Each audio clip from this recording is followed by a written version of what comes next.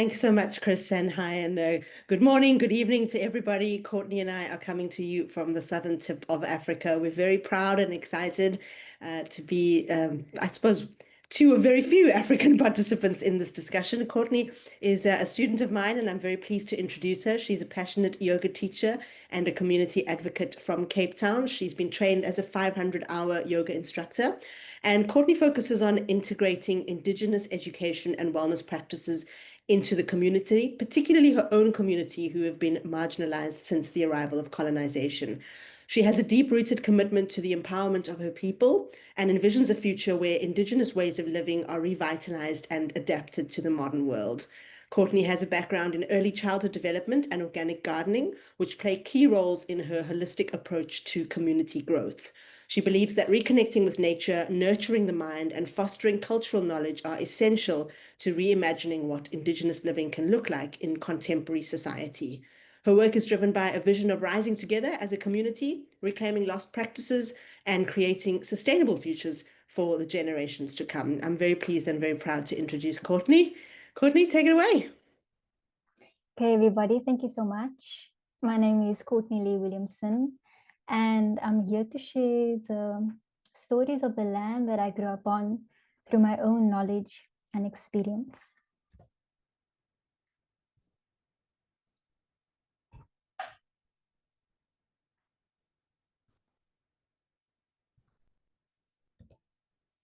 It is an honor to be heard, but a great responsibility to speak for those who do not have the words, and to speak for those who do not have an understanding. The hopes of my message is to bring a subtle shift to the hearts and the minds of all those who tune in and receive this message. I love the words by Palestinian poet Mahmoud Darwish, which say, if the olive trees knew the hands that planted them, their oil would become tears.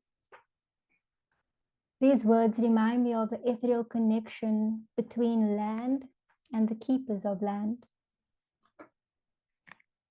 And these words by Darwish also prompted me to look at the relationship between fynbos and the indigenous people. Fynbos, also known as spine bush, is a vegetation which is endemic to South Africa. The spirit of fynbos is very resilient. It is adapted to strong winds. It is drought tolerant. And most importantly, it is reborn through fire. The spirit of fynbos is the spirit of indigenous people. The indigenous people that I will be speaking of is the Khoi and the San, who I will refer to as the Busman. When contemplating the past and the present and the future narratives of this land, my mind felt overcrowded. Like most stories of land, all the thoughts around displacement, oppression, resistance came to mind. And there's nothing unique to our colonial narrative of conquer and control, but it's very important to note the intentional and systematic erasure of indigenous people.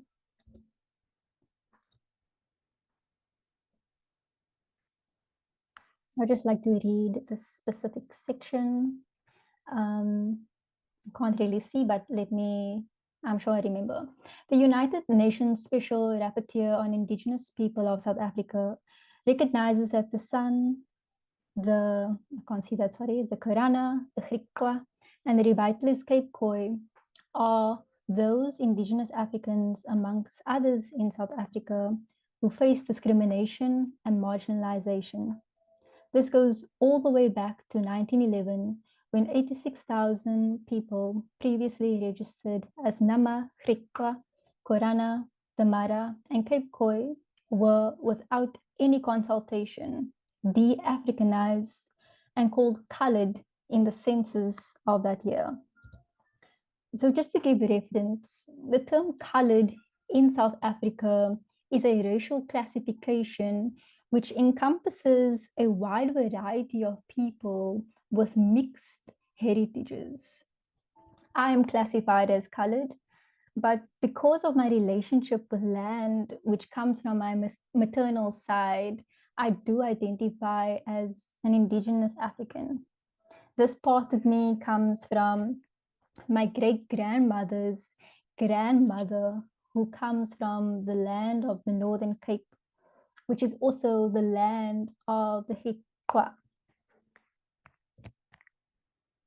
But the problem with the term colored is that it places us and links us to no land.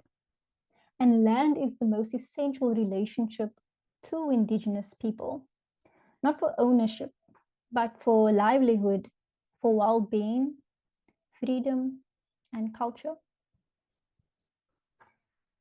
Although many people would not like colored people to identify as Indigenous, there's simply no other truth.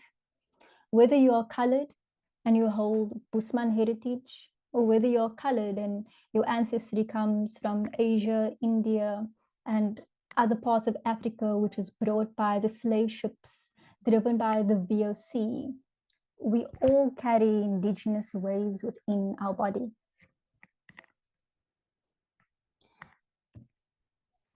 And just to pause from my speech, I wanted to share this document, which is an order by Her Queen Majesty from Great Britain, which speaks about the permit for people to hunt in Cape Town, in South Africa. And if you look right at the bottom where that red arrow is, it speaks to hunting Bushmen, and there's no limit to this. Here we have another article, which once again is titled Exciting Hunt for Bushmen. So re-identified, captured, the story of Indigenous people continue with the removal of their language, threatened, tortured, or killed if they continue speaking the click language, which often mimics the sounds of animals and nature. The Khoikhoi go up, the Naro, and the Kwe, just to name a few, declined, particularly amongst those who were integrated into the colonial state. And as for those who were not captured, they migrated up from the tip of Africa to places like Namibia and Botswana, where they continued to live their sacred way of living with the earth.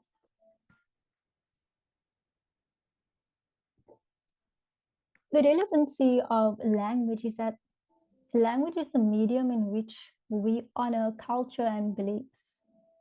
It is the way that we express divine reverence and the way that we can share stories and rituals through song, which need to be known to the community, which is the foundation of Indigenous living.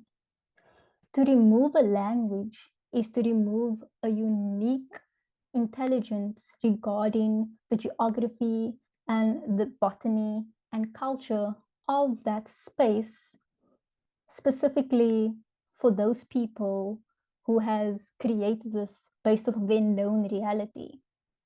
This is one of the many reasons why colored people who don't have a native language because of what I've spoken about before are not identified as native.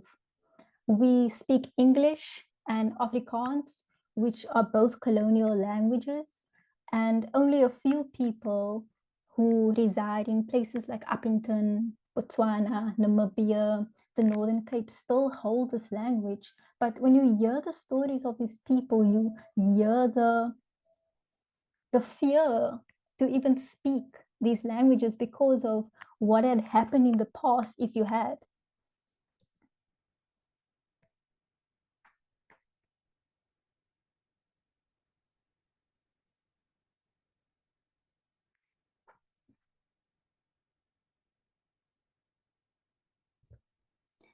Because of this, the education that I share with you is not widely known amongst my communities.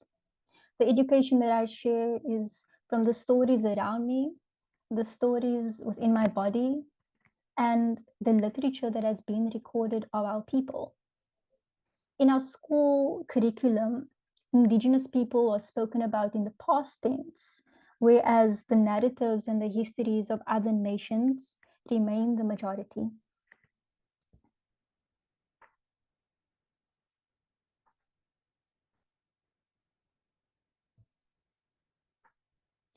My people, the same people who carry the dream of a foreigner, do not have the time to contemplate all of this. They spend their time working away from the sun and the land and continue this dream of foreigners of a desired reality, which is a spell that has been casted that has no mind to its impact on the soul and the destruction of nature. In this picture, you see people who are carrying out the legacy of the DOP system, which is something that I believe is still carried out in weekends when people go clubbing. And this DOP system was a system of paying people in alcohol and removing their dreams and their desire to do anything else.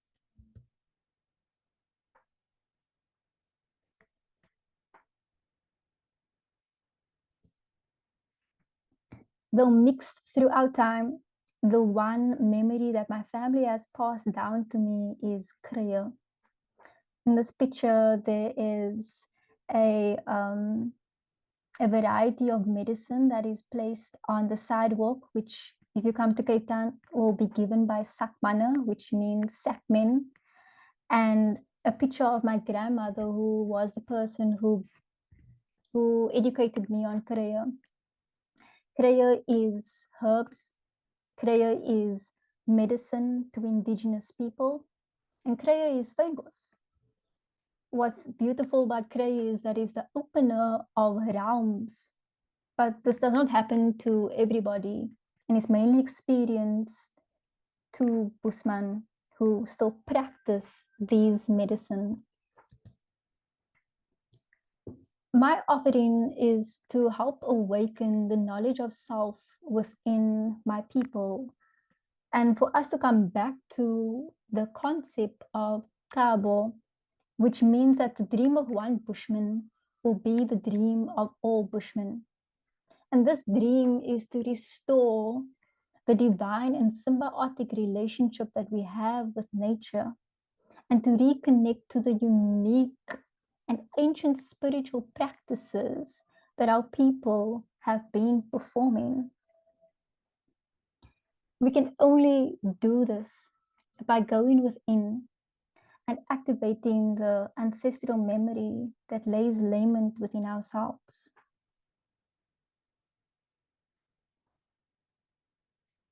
As time continues, I've noticed a lot of people become despondent about Indigenous knowledge systems fading or dying with our elders.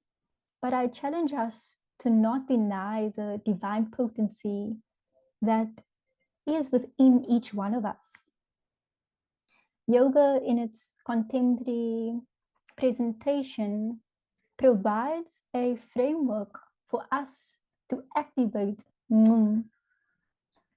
Ngum is a Busman word which refers to the supernatural, divine energy that lay dormant at the base of the spine, which we can refer to as Kundalini. Although traditionally activated in the Ngumsa, which is the healing trance dance performed by Busman, which primarily consists of clapping, singing, dancing, and hands-on healing, we can draw parallels between yoga and Busman practices, which both want to expand consciousness, provide healing, and to guide spiritual transformation.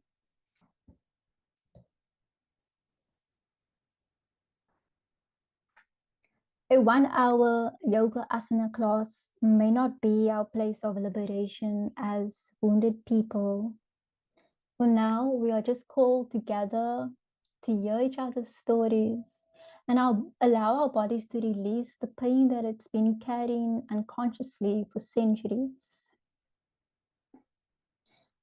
For us to rebuild a home within so that when we look without, we can be pleased with what we see. And within South Africa, this is a really hard thing to do because when we look to our external reality, it seems like everything is pushing against us.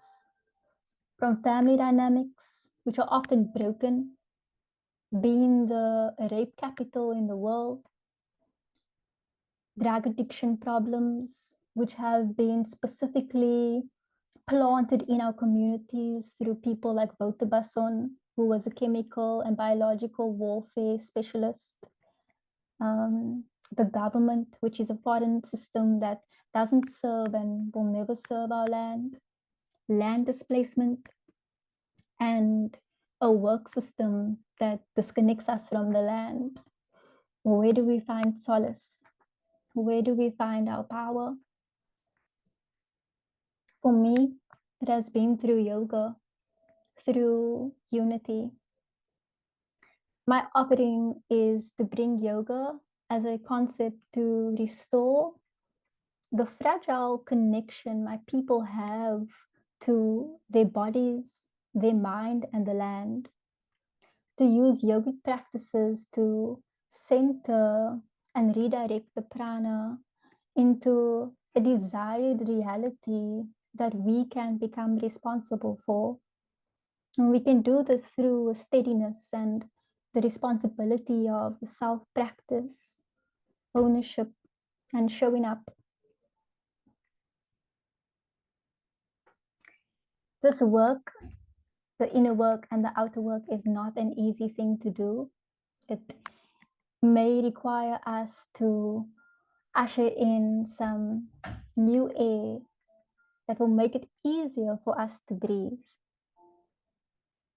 But I really do urge my people to be committed to this higher consciousness and this higher living to change our reality through dedication, loving kindness, and taboo. We can actualize a meaningful and joyful living on earth while we are here. And before I end, I would just like to highlight the work of Indigenous people who are currently doing things to help change the narrative. The slide before you shows a revolutionary yoga who provides a free meal and yoga asana class to disadvantaged communities. The work of the Princess Play Forum, who has facilitated the rehabilitation and educating the youth.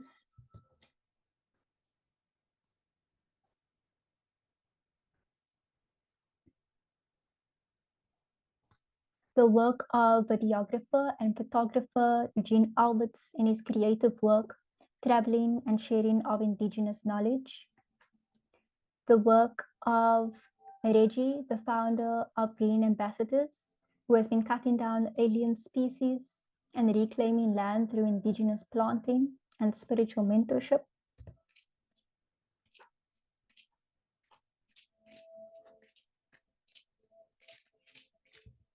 The land of the Philanders in the Genadendal, who introduced us to ceremony, which is the healing dance of the Nunsa. Mana and Ashraf Surkoff, who have been training and educating Indigenous people on upliftment through permaculture and teaching yoga. The Sakmana, our medicine men, who devote their lives to living in connection with the earth and providing messages and medicine from the land. The ancient bloodlines of the keepers of the culture that live in the Northern Cape, Namibia, the Kalahari, and Botswana.